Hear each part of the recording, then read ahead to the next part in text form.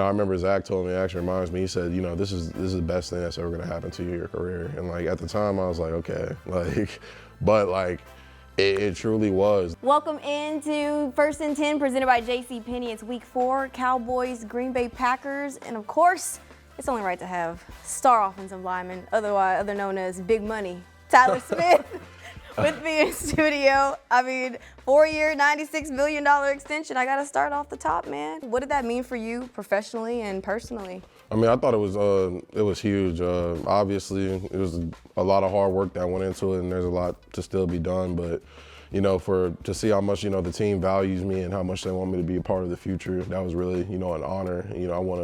I definitely want to pay it forward, not only to my teammates, but the city as well. I want to get that championship. So I think that's really the goal, as it's always been, for sure. We're going to talk about your journey and the hard work that you have put in just a little bit, but I do want to ask, this run game has had a lot of success because of you, right? Of course, the other 4 offensive linemen as well.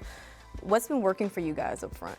Man, I think the biggest thing is just the focus on fundamentals that we have. And it's like you said, it takes all of us. It's not, necessarily just me. It's like all the guys just doing their 111. Obviously, I think our running backs are exceptional. I think Javonte is truly one of the strongest runners I've ever seen. I mean, and his stats back that up. The way he's able to, break through arm tackles, run through contact, fight for extra yards, fight for first downs is truly something that makes me want to block harder, because I know if we just get that one look, that one block and that cleaner look, those explosive runs will just keep going. There was one explosive run in particular with Javonte Williams that might get overlooked because you guys didn't necessarily score on that drive, but it was you, Terrence Steele, and Cooper Beebe at the same time, lead blocking for him. Just how much pride do you take in knowing, you were a part of what made that happen? I mean, I'll take an extreme amount of pride, and I think, that's something as an O-lineman that only, O-lineman can appreciate, because, you don't get any other steps. You don't get rushing yards, you don't get receptions, but you take a lot of pride in, making those blocks, because ultimately, those are blocks that you work on all week, and that comes from studying your keys, knowing your opponent, and people just see the run, but all that goes into it, is a lot. So I definitely, I take extreme pride in that, and I think, that's truly what it's all about. It's just making blocks and protecting the quarterback. When you look at this Cowboys offense, what do you feel like the identity of this front 5 is? Man, I think just relentless physicality and, playing till the clock hits 0. I mean, we've had games, where we've been close already this season, and I think it's just about finishing a little harder. And I think the Giants game was just an example of how we can finish, how we can fight, and when it goes all 4 quarters down to the last second of overtime, and you pulling out a win like that, and obviously Brandon Aubrey is a huge part of that, as he always is. But I think our identity needs to be that physicality and finish that just doesn't stop. Yeah, with Clayton Adams and Connor Riley, you can definitely sense that new level of physicality within you guys. But just talking about the state of this offensive line, some crucial injuries with Tyler Booker missing some time now, Cooper Beebe as well. What's kind of the mentality around this offensive line? I truly think it's next man up. I mean, something that we pride ourselves on is when a guy goes down, you got to step up and there can't be any drop off. And I think, we have the right guys in the room, to uphold that standard. It's TJ Bass time, it's Hakeem Adeniji time, it's a lot of other guys that Exactly. will get some opportunities, as Brian Schottenheimer was mentioning in the press conference. But, you've kind of been that steady guy up front. Just talk about what's the biggest challenge and biggest reward for you in being and holding that line together.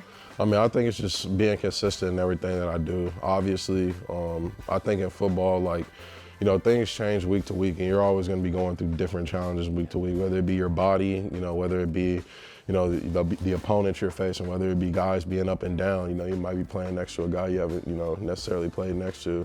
I think the thing is just being consistent, truly focusing on the things that you can control, keeping the guys in it. That's one thing that, I really want to focus on, because, I mean, as an offensive lineman in general, it can be hard sometimes when, things aren't going your way, or you make a mistake because you pride yourself on being perfect all the time. So I think the biggest thing is just truly, controlling those controllables, every week coming in with the same mindset, just being neutral and understanding ultimately, okay, I got to move this guy from point A to point B. Okay, I got to prevent this guy, from getting to where he wants to go. there's a guy that you guys have to prevent from going where he needs to go, and that's Micah Parsons, all right? The first time that you're facing him in a game day setting. You've got some experience, though, practicing with him day to day. What's kind of the biggest challenge that Micah Parsons presents? I mean, obviously, everybody knows like he's one of the most dynamic rushers in the NFL, and ultimately, I think the coaches and us, we got a game plan, and ultimately, it's going to be about executing that plan. And obviously, I think it can't be overshadowed that they have a talented D-line. Like besides Micah, they still have other talented guys. So I think the biggest thing is just truly studying our opponent, knowing how they're going to attack, knowing what they want to get to, and then just executing. Now I want to get to Tyler Smith. It's time to talk Tyler Smith now. You've gone from a first-round pick out of Tulsa to now being the cornerstone of this Dallas offensive line. Just how would you kind of describe the way that you've kind of climbed and had success over 3 or 4 years? I mean, I think for me, it's all about overcoming adversity. Like, I think that's kind of been my football journey in a lot of ways. Like, obviously, coming out of high school, I wasn't highly touted. I kind of went to Tulsa, but I maximized my opportunity there. And I think that's the biggest thing, is just recognizing, like, that your next opportunity is always your best opportunity. So just working hard there. I was fortunate to be able to do 3 years and declare. And, Dallas, ultimately saw the talent that was in me. Coming in here, I had great vets. Like I can truly say, I was blessed to learn from a lot of great guys. Zach, Tyler Biotis, Jason Peters, Tyron Smith. Guys like that who just do things, at an extremely high level. Yeah, you had Zack Martin, future Hall of Famer, Tyron Smith, future Hall of Famer, like Tyler Biotis, who's playing still some of his best ball right now.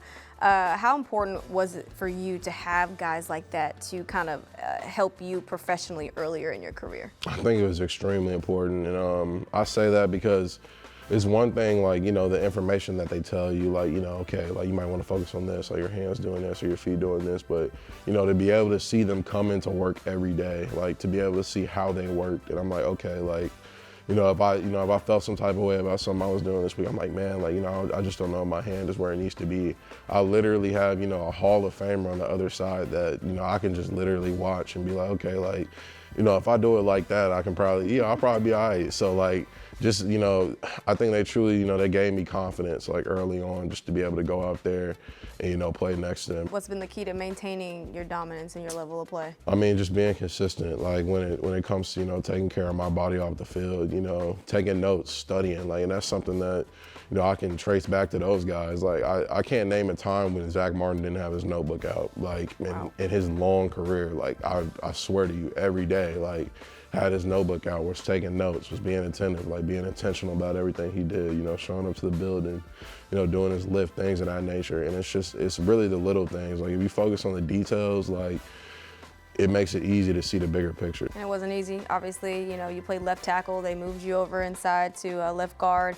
How do you look back at that transition, and what did that transition teach you about your game that you didn't know before? I mean, obviously, when I look back and think about it, it was kind of crazy, but cause I'll be playing guard during the week, and then ultimately I'm like, okay, I'm gonna be the starting left tackle on Sunday, so like I'm taking crazy reps at guard. But like, I think it just got me ready for anything. Like truly, so early on, I just felt like, okay, like I'm out of my comfort zone, and so like, when I was able to, play, that one position, or I had to switch back and forth, like I had bank reps at both. So like just banking those reps.